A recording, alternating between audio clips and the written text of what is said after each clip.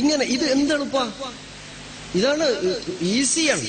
ശാസ്ത്രീയ സംഗീതത്തിന് പോകുന്ന കുട്ടികള് അവിടെ ഒന്നല്ല, ഖുർആനിലാണ് സംഗീതമുള്ളത്. അക്ഷരങ്ങളെ പഠിക്കാം. ഹംസ ഫത്ഹ അ, ഹംസ കസ്ര ഇ, ഹംസ ദമ്മ ഉ, അ ഇ ഉ, ഹംസ ഫത്ഹ അലിഫ് മദ് ആ, ഹംസ കസ്ര യാ മദ് ഇ, ഹംസ ദമ്മ വാവ് മദ് ഉ, ആ ഇ ഉ, ആ ഇ ഉ, ആ ഇ ഉ. ഇവിടെ പഠിക്കാൻ കുട്ടികൾ വരും. നിങ്ങൾ അങ്ങനെ പഠിപ്പിക്കും മദ്രസയിൽ ഇനി. എങ്കിൽ കുട്ടികൾ വളരെ താല്പര്യത്തോടു കൂടെ കുട്ടികൾ പഠിക്കാൻ മുന്നിലുണ്ടാവും. ഖുർആൻ തജ്വീദ് കുട്ടികൾ ആ ഒരു മനസ്സാന്നിധ്യത്തോടുകൂടെ അറിയാതെ തജ്വീദ് പഠിച്ചു പോകും. ഇത് തജ്വീദിന്റെ ബേസിക് പാഠമാണ്. അക്ഷരം ചിലത് പെരുപ്പിച്ച് വലുതായി പറയേണ്ടതുണ്ട്, ചിലത് നേരിയ തോതിൽ ലൈറ്റായിട്ട് പറയേണ്ടതുണ്ട്. അക്ഷരം ഹെവി ആണെങ്കിൽ അതിന്റെ അലിഫും ഹെവി ആയിരിക്കും. അക്ഷരം ലൈറ്റ് ആണെങ്കിൽ അതിന്റെ അലിഫും ലൈറ്റ് ആയിരിക്കും. സൂറത്ത് മുർസലാത്തിലെ 20 മുതലുള്ള ആയത്തുകളിൽ ശ്രദ്ധേയമായ ചില ഭാഗമുണ്ട്. ഒന്ന്, അലം നജ്അലിൽ അർദ കിഫാത അഹ്യാഅൻ വഅംവാത വജഅൽനാ ഫീഹാ റവാസിയ ശാമിഖാതിൻ വഅസ്ഖൈനാകും മാഅൻ ഫുറാത. വ്യത്യാസം എവിടെയാ? ശാമിഖാതിൻ, ഷീനിനും അലിഫ് തന്നെ, ഖാഇനും അലിഫ് തന്നെ.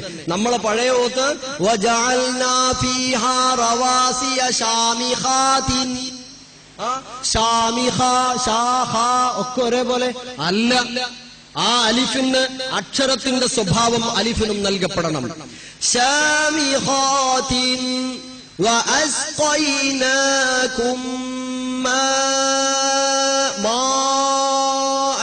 ماء فراتا ഈ വ്യത്യാസം. ഒന്ന് ഹെവിയാണ് റാ, അതുകൊണ്ട് അതിന്റെ അലിഫും ഹെവിയാണ്. ഫുറാ ലൈറ്റ് ആണ്, അതുകൊണ്ട് അതിന്റെ അലിഫും ലൈറ്റ്. ഫുറാത ഫുറാത വഅമിലുസ് സാലിഹാതി സാലിഹാതി എന്നല്ല, എല്ലാം വളരെ എത്രമാത്രം ഹൃദ്യമായിരിക്കും തജ്വീദ് പാരായണം ചെയ്തുകൊണ്ട് പാരായണം ചെയ്യുമ്പോഴുള്ള വ്യത്യാസം. ഇനി അതിന്റെ മദ്ദുകളെ പരിശോധിച്ച് നോക്കുങ്ങള്. ഈ അലിഫ് മദ്ദായിരുന്നാലും യാ മദ്. സൂറത്തുൽ ഹാഖ നമ്മൾ എങ്ങനെയാ ഓതിയത് ഇന്നലെ വരെ? എങ്ങനെ സൂറത്തുൽ ഹാഖ ഓതിയത്? അൽഹാഖ മൽഹാഖ വമാ അദ്റാക മൽഹാഖ. നല്ലോണം തജ്വീദ് അറിയുന്ന ധൈര്യമുള്ള ഒരു സഹോദരൻ തൊട്ടപ്പുറത്ത് റൂമെന്ന് കേട്ടാ പറയുക എന്താ ആക്കാനാണ്? ഒന്നും ആക്കാനാവൂല. സൂറത്തുൽ ഹാഖ ഓതേണ്ടത് അൽഹാഖതു മൽഹാഖ വമാ അദ്റാക മൽഹാഖ എന്ന് ദീർഘമായി, അഥവാ 3 സ്ഥലങ്ങളിലും 3 × 6 3 6 18. പിന്നെ ആ 3 ആയത്തുകളിൽ എത്ര അക്ഷരമുണ്ടോ 18 പ്ലസ് അത്രയും അക്ഷരങ്ങളുടെ സമയം വേണം. 3 ആയത്തും കൂടെ ഓതിയാൽ താഴത്തൊരു ആംബുലൻസും നല്ലതായിരിക്കും.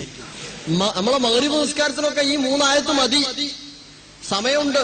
അതുകൊണ്ട് എന്റെ പ്രിയപ്പെട്ട സഹോദരീ സഹോദരങ്ങളോടും മുതിർന്ന രക്ഷിതാക്കളോടും എനിക്ക് ആവശ്യപ്പെടാനുള്ളത്, നേരമുള്ളപ്പോൾ ഓതാനിരുന്നാൽ മതി.